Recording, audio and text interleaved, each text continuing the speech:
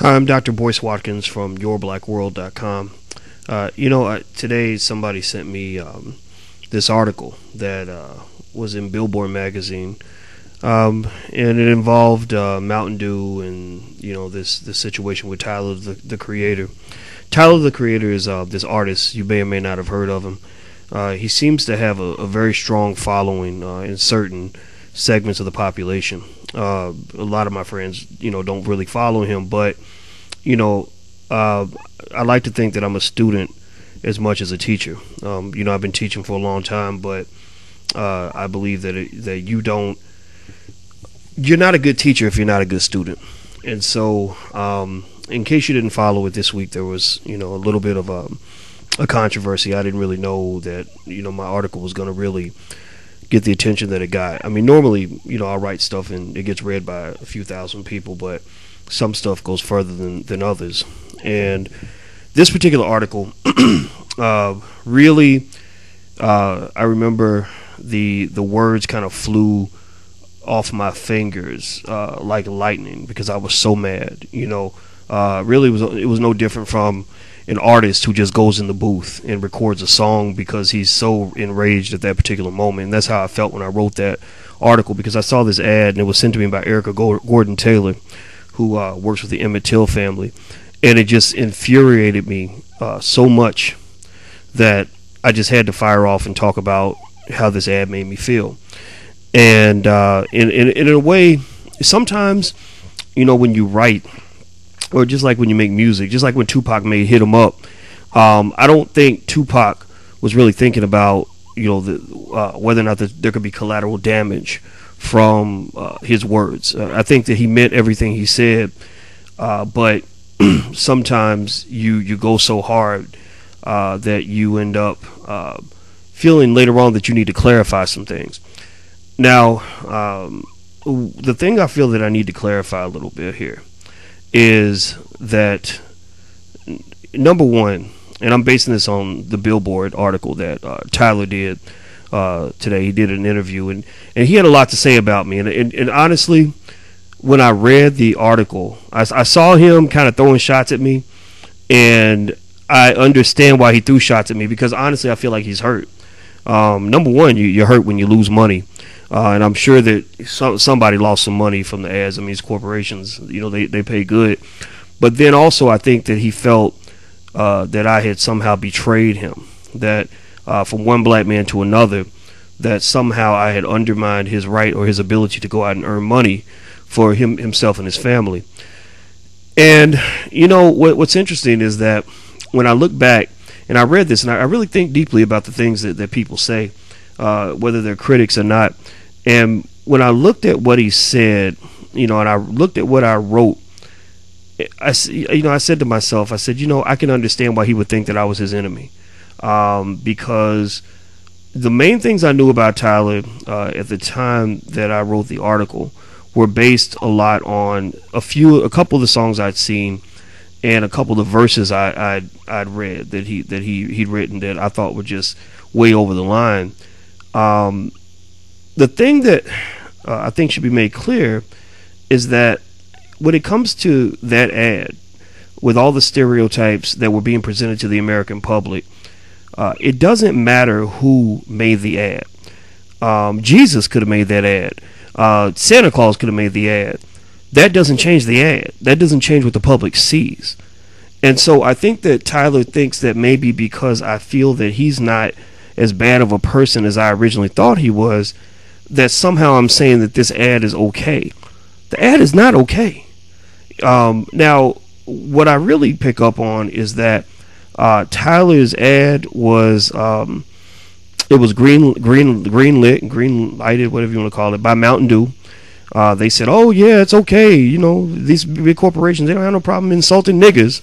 And so I don't think that things are really kosher between Tyler and Mountain Dew. I think that he feels that the company maybe misled him a little bit, and I can understand why he would feel that way. I mean, this brother's 22 years old, and I don't know if he's worked with a lot of corporations like this. I assume that this campaign was a big deal for him, in spite of all the great things that he is doing. and he is a new artist, so I think that it was up to them, the responsible adults in the corporation, to kind of oversee the work a little bit better, to make sure that it didn't put out a message that was not intended. Here's what I gather in terms of why Tyler created this ad is this. He is a brilliant dude. I will give him that till the day I die. And really, I think the thing that makes me feel a degree of connection to him is because he reminds me so much of my daughter, who's the same age as him. So he, in the Billboard ad, I guess he's throwing shots at me for being old. I'm not as old as somebody like Ice-T, but I'm not as young as Tyler, the Creator. He said something about me being old enough to be his father, and it's true. I have a daughter that is pretty close to his age, and they remind me so much of each other. And I talked to her a lot. I said, so tell me more about this dude. Tell me what you think about him. Tell me what your friends think about him. And a lot of people like his music. Now, I get into arguments with people who agree with me about the direction that hip-hop has gone, and they get upset when I give artists credit for being brilliant people. They think that all the artists are stupid and ignorant and all this other stuff, and I tell them, no, actually, when you have 50 million people that follow you, there's a reason you have 50 million people that follow you, and it's not because you are common or ignorant or just typical. It's because there's something extraordinary about you. The problem with hip-hop, however, is that people have forgotten that power should come with responsibility. When you have a message that millions of people are listening to, you have an obligation. You have a God-given obligation to make sure that that message is something that is going to lift people up and not crush them down. And and so when you get back though to Tyler, the Creator, I don't look at him in the same way as I look at, say, Lil Wayne. Now, Lil Wayne, I'm gonna tell you, when we had our sights on Mountain Dew, we were thinking about Lil Wayne. This guy is, I told Minister Louis Farrakhan a couple weeks ago, I said, Lil Wayne reminds me of Malcolm Little, who never met the Honorable Elijah Muhammad. I said, imagine what kind of a man Malcolm Little would have been if he'd never met the Honorable Elijah Muhammad, never got his life together, never used his power for good instead of evil, and simply went through the world wreaking havoc and destroying instead of building. He could have destroyed so many people's lives, and I feel that Lil Wayne, unfortunately, and again, he's made in America. I mean, the hood created this. It's joblessness, poverty, violence, mass incarceration, all these things. Drugs, the drugs they sprinkled in the black communities. All these things created Lil Wayne. And unfortunately, it turned him into this monster that almost damn near has to be stopped. Don't get me wrong. I'm going to be the first to say that his music is actually really good. You ought to listen to it. If you don't know his music, you should check it out. And I know the music. I've listened to it a lot. I listen to it with my daughters, who also like Lil Wayne. And again, I think Tyler should understand that just because I admit that my daughters like your music, that does not mean I'm signing off on everything you do. There's a very big difference. It means that I'm conceding that there are that you have talent. I'm conceding that there are some things you can do, that you have potential as a black man to lift your people up. You're not a victim of your circumstances anymore. So don't think that when I say my daughter loves your music, that I'm saying that I want my daughter to embrace every value system that you put on wax, because that's not true. I think I saw a song that I think I could have swore the song was like, the chorus was like, bitch suck my dick or something like that.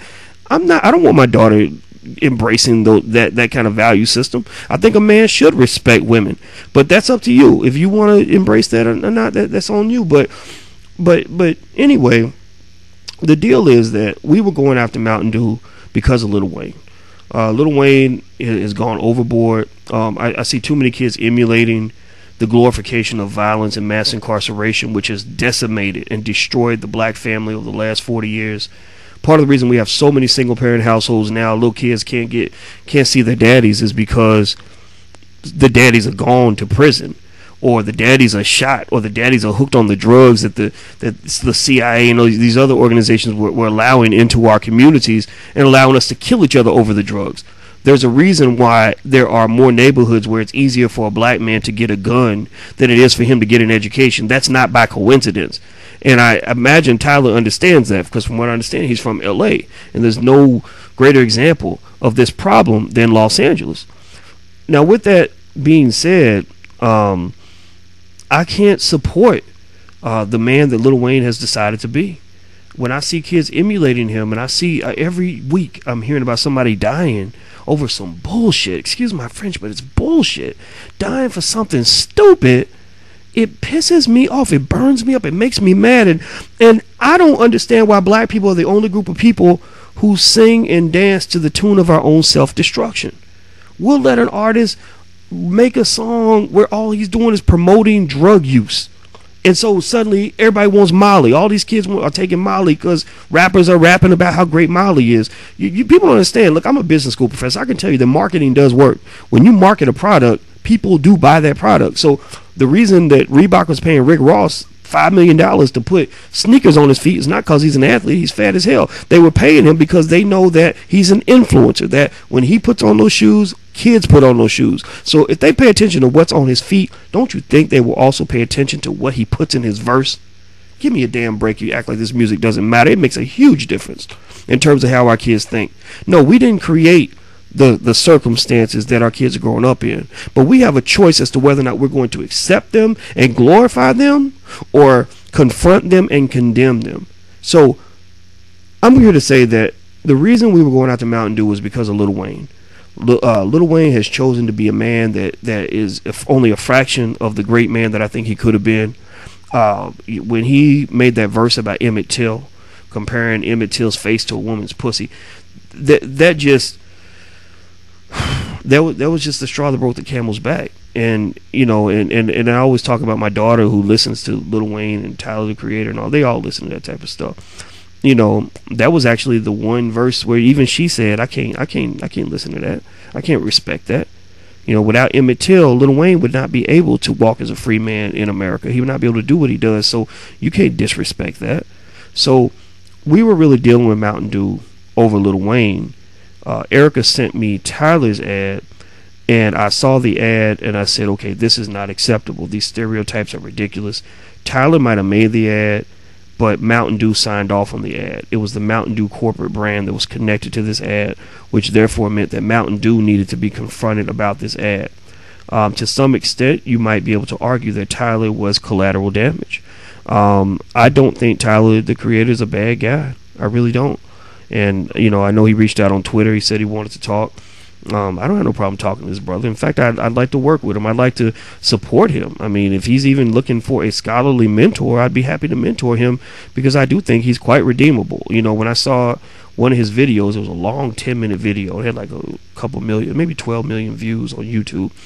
And it was such a cool vibe, with the guys and they were just rapping, and they were just chilling, and I thought it was so cool. It reminded me of like a Tribe Called Quest, and so when I hear older artists say that young artists don't have any talent, I don't agree with that. I just think that they're different. I think sometimes older people think that they have a monopoly on what's right and on what's good.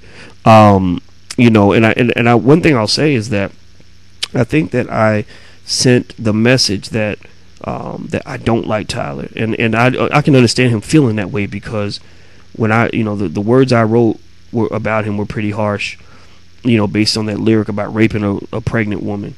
The words I said about him on the video were pretty harsh, and some of that I think didn't have to be as harsh as it was. I think that sometimes we say things in a way that is a reflection of how we feel about something else. And sometimes if you're standing in front of the target that I despise, then the bullet has to go through you to get to the target.